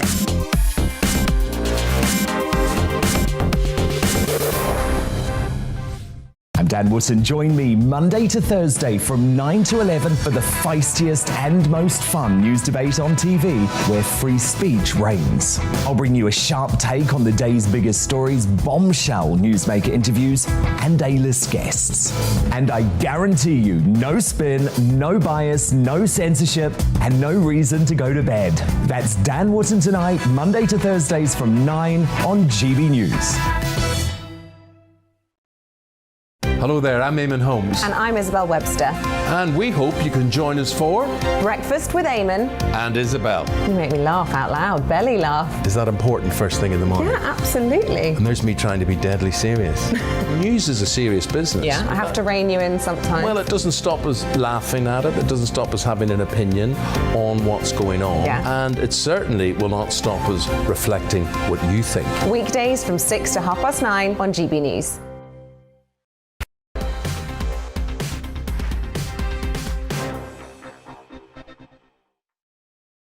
It might be a bit early in the evening for a philosophical question, but here we go. Are you a glass half full or half empty type? If you're a pessimist, there is no such thing as catastrophizing, just prudent planning for a worst case scenario. But who can say how bad things might get if the wheels start to come off our gleaming, modern, but sometimes socially incohesive society? You don't have to look far on the internet to find survivalists painting a picture of a dystopian future. But would you expect the Met Office, the people who normally forecast our weather, to be making dire predictions about our nation's future? Well, they have, up to a point, 5 scenarios for how Britain changes this century. Some are relatively rosy, but others definitely are not. This, for instance, is the Met Office's pessimistic projection. By 2040, there'll be widespread economic stagnation. It sees the UK splitting into 4 individual nations with hard frontiers and borders. If you think that's bad, wait till 2050. Railways, the NHS, the universities, they've all gone, they've collapsed. And a return to subsistence farming, as well as bartering. So keep hold of your cash. And by 2070, the game's up, really. Central government's been overrun, and the individual militia, they're running microstates with control of resources and the illegal arms trade. Well, let's turn to Lincoln, who's the director of Europe's leading prepping and survival store, who joins me from Cornwall. Lincoln, thanks for your time. Why are you a prepper? I think prepping's all about preparing for the worst. It's literally in the name. It's thinking of the worst thing that can happen, how that will affect you, and making changes ahead of time to stop it. Stop the harm when it happens. It's just about being ahead of time. But I mean, what do you say to those people who obviously argue that it's a deeply pessimistic counsel of despair, and actually it stops you enjoying the moment? If you let it overtake you, it does. But I think the key is prepping, making it a part of normal life. If you're stockpiling food, and if you do it on a daily basis or whenever you're doing your weekly shop, you make it part of your life. So it's not, I think it's almost the opposite of the perception is that it's, it's doom and gloom all the time. It's almost not. It's avoiding that. So by prepping, you're avoiding the doom and gloom that's to come. And I think you only have to look the past couple of years and see that the preppers are the ones that kind of thrived over the past few years. They were the ones that didn't have to deal with the worry when it all happened. Lincoln, who are the sorts of, tell us a bit about your customers, the sorts of things they want to buy, the sort of things that motivates them to buy those things. We have one of the most diverse groups of customers. A lot of people, the perception is it's ex-military, it's survivalists and bushcraft, and that is a huge core of it because they're interested in that sort of market. But a good 80-85% of our customers are what you'd say are normal, everyday people. People that don't go out into the woods on the weekends, people that don't camp regularly. They're normal, everyday citizens who just want to be prepared. And I think that's the biggest misconception is that it's, this small box, but we have people from all ages, all genders, all walks of life. It's such a huge scenario. And each person, a lot of people come at it from different angles. So some people might be preparing for different stuff. And that normally relates to something that's happened in their life. If someone's been a victim of a bad flood and they've lost all their belongings, they're going to be preparing for that. If someone's had food shortages, they're going to be preparing for that. So it was always based on, it's normally something has happened to them which has made them think this way and they want to stop it happening again. Sorry, Lincoln. Everyone has been affected recently, so it's become so much more mainstream. So loads of people are stockpiling food, water filtration. It really has become normalised in everyday life at the minute. And I imagine for some people it's a sort of guilty secret that they don't want to admit to other people because it sets them out as somebody who's got a fairly pessimistic view of human nature and the human condition. I mean, is that your experience that people, almost want to be the whole experience treating with some discretion and it's slightly covert? It definitely used to be. So massively so. Nobody would tell anybody. They'd almost be laughed at and ridiculed because of it. Whereas we have definitely found that it has now become a lot more mainstream. And people aren't afraid of saying, we've got a bit of extra this, we've got a bit extra this, we're doing this, we're doing that. Yeah. I think that whole sort of vision of, like you say, the doom and gloom and the sort of the small section of society, that whole, I think over the past 2 years, that has definitely been pushed aside. And now it is much more people are willing and open to talk about it. And it's something that a lot more people are engaging in. And it's funny, as you say, Lincoln, there's a way of looking at this which isn't negative. It's about, I love my family. I want to make sure that, I've done the right thing. I've been prudent. I've thought about what potentially might happen, very unlikely, but it's there. And there's another argument as well. I mean, for people like me, early 50s, growing up in the 70s and 80s, the threat of the nuclear mushroom, the atomic cloud, and then the state. The state was prepping all the time. It was nuclear bunkers, lots of which have been closed down now. The air raid warning system once went off in Bradford when I was growing up. It was scary, and they've all been dismantled. So there's a sense actually in which you might be, it's kind of back to the future, what you're suggesting. Yeah, the way I've always thought about it is it almost feels like it's skipped a generation. Like you say, before it was, canning and it's almost that doing stuff for yourself, even down to, DIY. How many people can fix cars these days? How many people are resourceful? How many people could start a fire without a lighter? These are all skills that if you went 50 years ago, people had and people grew up doing it. And it seems like the current generation is completely skipped that. And I suppose it's come as part of the technology revolution is people don't need to. And people have relied on that. And I think, like you say, before the state was almost prepping, and that hasn't happened in the past few years. And I think people have become too used to that, and people want to think that the state is helping them and they're ready to stop it happening. And it simply isn't the case. And that's shown itself recently. And I think this is what's going to drive this whole new revolution of people have realised that they can't rely on others to prep for them. They have to take their own future into their own hands, essentially, and they have to look after themselves and their own. Well, I think, Lincoln, I think you've definitely got a point. I mean, it's one thing for individuals not to care. It's another thing for the state to be laissez-faire, for instance, about a couple of things off the top of my head. One is food security, which I don't think is an unreasonable fear at all, as we import less now. We import more than half all the food we consume to this island, and we've seen recently how fragile some of those supply chains can be. And also, just on this, as we gallop towards the cashless economy, and I was just in my introduction there talking about bartering, and people would come off it, but actually, if the next pandemic, if the next virus is digital, and suddenly your cashless card stops working, we will find pretty quickly that the idea of notes and coins wasn't such a bad one after all. Oh, 100%. And let's face it, technology it's great when it works, but it doesn't always work. And the more we go down that route, the more that everyone's at risk for it. So we can go into it, blindly and just go along with it for the flow, but at some point you're going to come unstuck, and that's where that's the issue that people find themselves in. People that aren't interested in preparing in advance may well find themselves in there. And like you say, nobody's hoping for it to happen. Everyone's hoping for the best at all times, but if you can just do something just in case that doesn't affect your day-to-day life at the minute, that's always the best solution. Lincoln, one thing that everybody should have or understand, and also just tell me, it's one thing for people to stockpile bags of rice. Are you coming across people who are going the whole hog?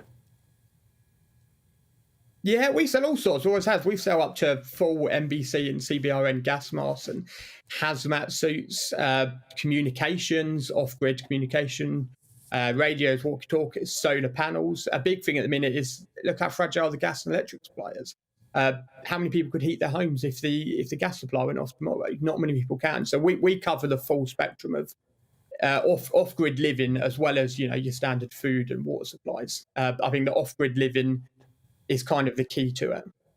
Lincoln, it's absolutely fascinating. I think we'll get a lot of emails on this one. Some of them will excoriate you. Others will say you're a hero. Stand by. Lincoln, thanks very much indeed. Thanks for having me.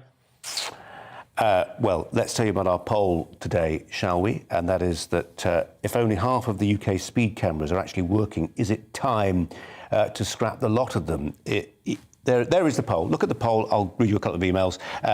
Maggie says, if you obey the speed limit, why would you want cameras gone? Fair question, Maggie.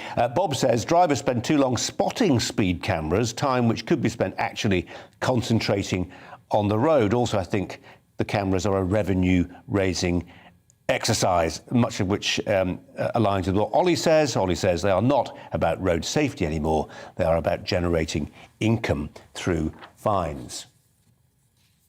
Well, let's tell you about the Chinese-owned social media site TikTok. It's got a billion users.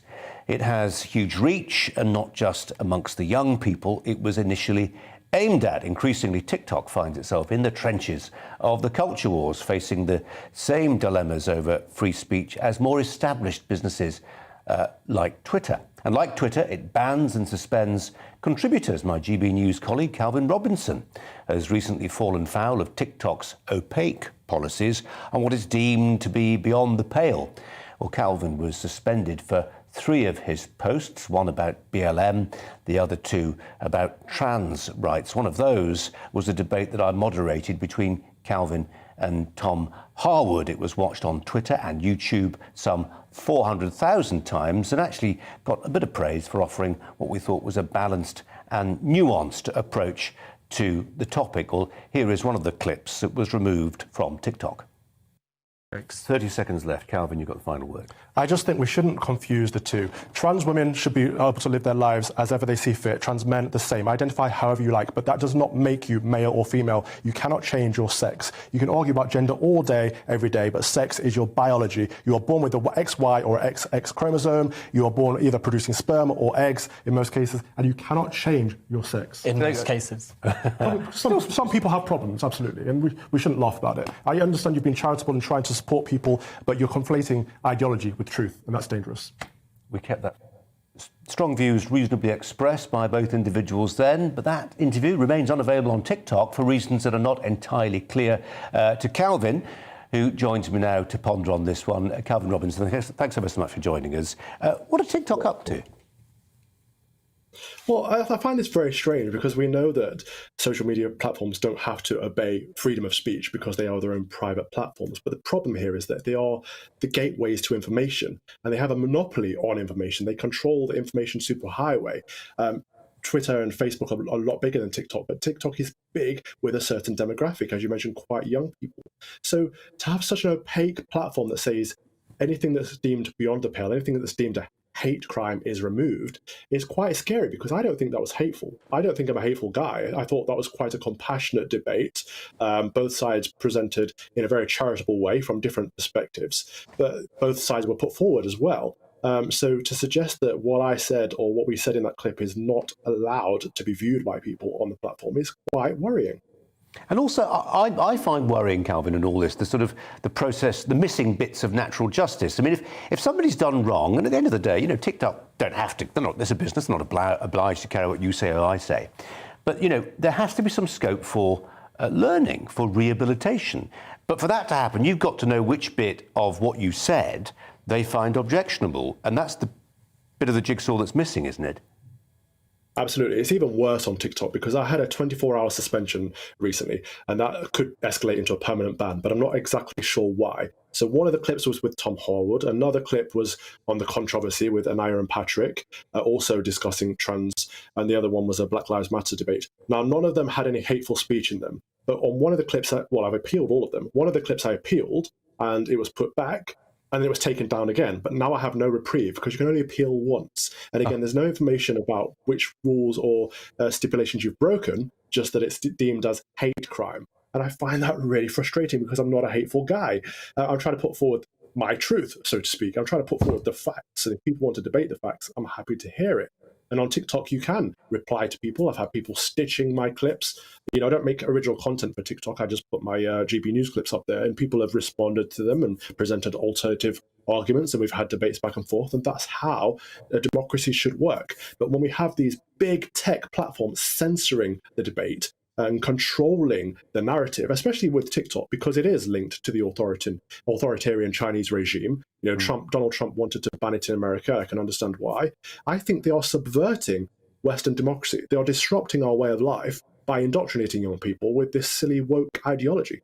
Calvin, there'll be some of our viewers, maybe at the older end of the demographic spectrum, will say, come on, don't dignify TikTok with talk of appeals and quasi-legal jargon. It's far less important than that. It's frivolous nonsense.